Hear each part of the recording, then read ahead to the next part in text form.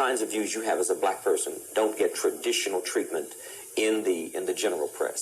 I think because the views that I have, although they're like the views you'll find in the black community, they're not like the views that you'll find among the black leadership. Those people, the leaders of organizations like the NAACP, people like Jesse Jackson, have a certain set of views which meets their needs, which does not meet the needs of black people. And the media have gotten used to turning to those people automatically when they want to know what do the blacks think. And so I'll see a succession of people on television saying things just the opposite of what blacks believe, as shown by innumerable polls. For example, most blacks have voted for vouchers or have been polled. They've said they like vouchers. They've said that they don't like having their kids bused. They say that they want tighter, stronger control of crime because they're among the chief victims of crime, particularly murder. And yet you'll find the black civil rights leaders going in just the opposite direction. They want to loosen crime control. They want to make it harder to convict people, easier for people to get loose. And in doing that, they're really following the lead of the white liberals rather than the actual sentiment in the black community. What would Sterling Allen Brown want to say to Al Sharpton and the protesters in Ferguson today? What would you say to them, to Al Sharpton and... Well, I'm sure it couldn't be repeated on television, but I would say nothing, actually. Why is that? I am sure that Jesse Jackson makes 10 times as much money a year as I do, and I don't think I should take on the project of convincing somebody to reduce his income by 90%. All right. Is Jesse Jackson good for African Americans or not? He's not. Good for himself. Good for himself. And that's true of most ethnic leaders in most groups, in most countries, in most periods of history. That what will serve his interest is to keep people paranoid, dependent upon him, dependent upon government. What will serve their interest is typically just the opposite. That's pretty interesting. So you're saying that the leaders, whatever group, leader, wants the people to be poor and dependent on them as opposed to dependent on themselves. Oh, absolutely. And you see this in the greatest cynicism in the academic world, where in many places, black organizations on campus have a say on who gets admitted. And they have turned down blacks with excellent credentials, both as students and as faculty members, for that very reason.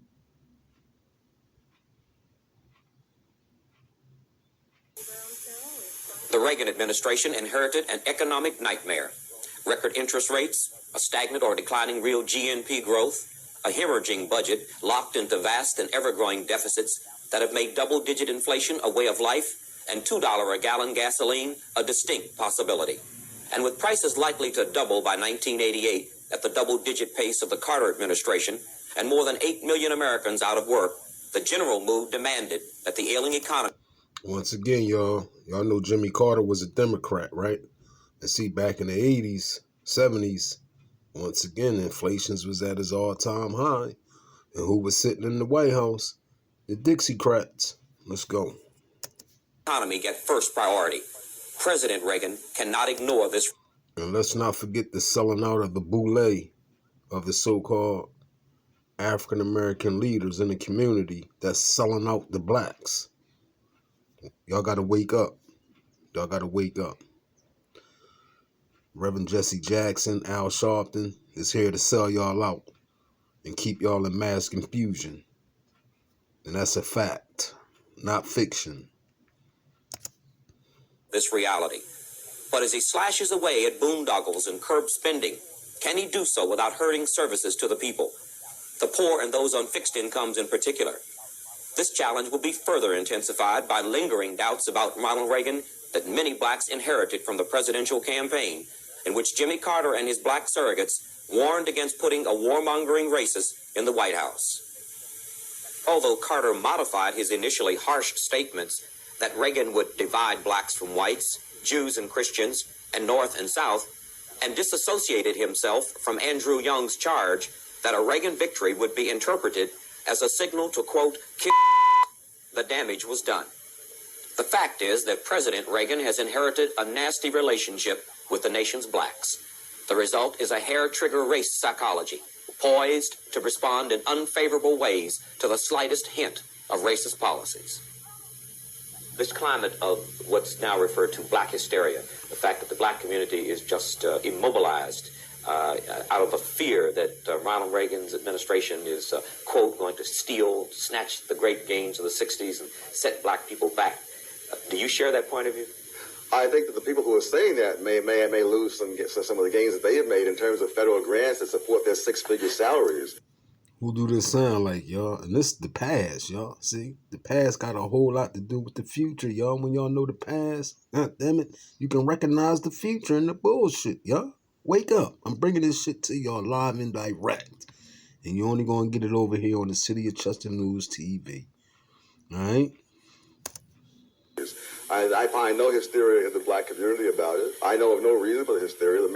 The man, after all, is not a newcomer to politics. He was governor for 8 years of one of the most multiracial, multi-ethnic states in the country. And if anything faintly resembling this had happened, he would never have been reelected. What is your reaction to what came to be known as black hysteria? Well, I think one thing, it's of course totally at odds with Ronald Reagan's record prior to becoming president. And I think now that he is president already, we have seen what his approach is, that he feels personally that he is president of all the people and that he is very responsive both to the needs and the concerns of black people along with others. I guess what does disturb me, not from the standpoint of this administration as much as from society in general, is that I think there are those people who are fomenting black hysteria in order to preserve their own positions in their communities and their own positions of so-called leadership. How will you decide? Facts. So they're going to tell you Donald Trump is racist because they're trying to secure their position, getting crumbs off the plate. And that's a fact.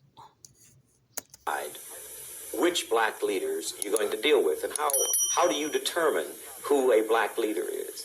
Well, you know, this is one of the problems, and I think it's one of the things that a conference that was held last month in San Francisco illustrated very well, and that is the idea that, like any society or any portion of society, there is no monolithic black community that can be represented by one or even any group of leaders. I just got paid. We're talking about Ronald Reagan really talking to black people, leaders in the black community certainly, but no one of them or even any group of them being able to speak for black people as a whole. And I think that's one of the things he recognizes very clearly. Because right now, the major problems of this country, the economy and energy particularly, impact poor people of all races, whether they be black or white, much more than they do the rest of us.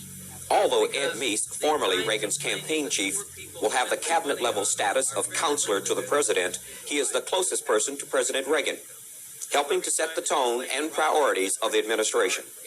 During the transition period, he was, in effect, Reagan's public substitute, when, as the joke goes, the 6 most repeated words in Washington were, "I just talked with Ed Meese." And then there are specific problems in which the black community has a special stake. And I agree, as was mentioned earlier, that we have to make sure that there is financial support for the black colleges, and we have to make sure that the zealous demons of the Department of Education are not doing things in the... You know, there's nothing worse than a person who goes out to do good works to you.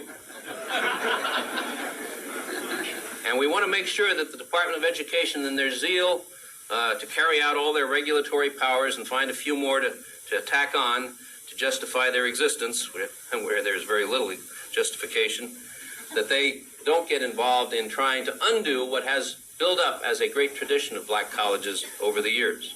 Rather than just taking the traditional pattern, the old kind of thinking that's saying, no, if we have vouchers or if we have this change or that change, blacks are somehow going to suffer. Instead, there are some enlightened leaders, Tom Sowell for one, Walter Williams and others, who say, look, blacks can be on the cutting edge of new ideas. We can be the ones who are proposing new ideas that will help the entire population, but will also help blacks. One of our dear friends, Tom Sowell. This is really an historic opportunity. The economic and social advancement of blacks in this country is still a great unfinished task.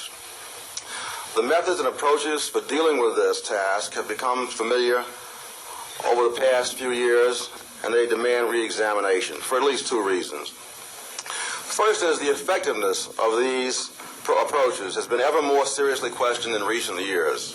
There's growing factual evidence of counterproductive results from noble intentions. Some of that factual evidence will be presented here tomorrow. In addition, numerous political trends in recent years indicate declining voter and taxpayer support for these approaches, to which some of the older and more conventional black spokesmen, in quotes, remain committed. The events of November 4th were only the most dramatic example of this. They were not the only example. What are some of the pluses and minuses of our present situation?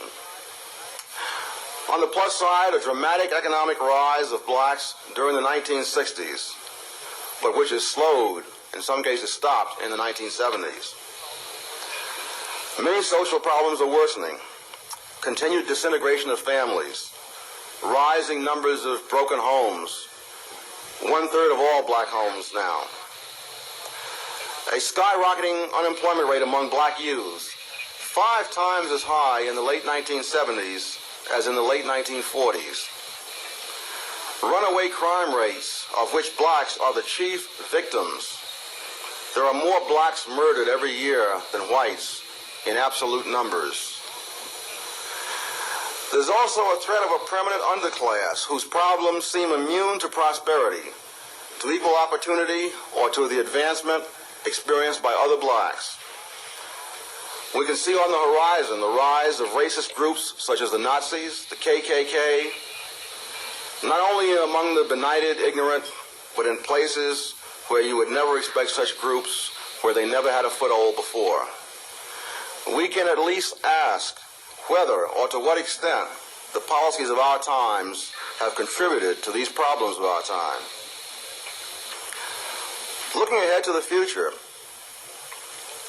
one of the things that we need to focus on are facts about results, not rhetoric about intentions. We need to look not at the noble preambles of legislation, but at the incentives created in that legislation. Very often legislation intended to help the disadvantaged, in fact, pay people to stay disadvantaged, penalize them to the extent that they make an effort to rise from disadvantage.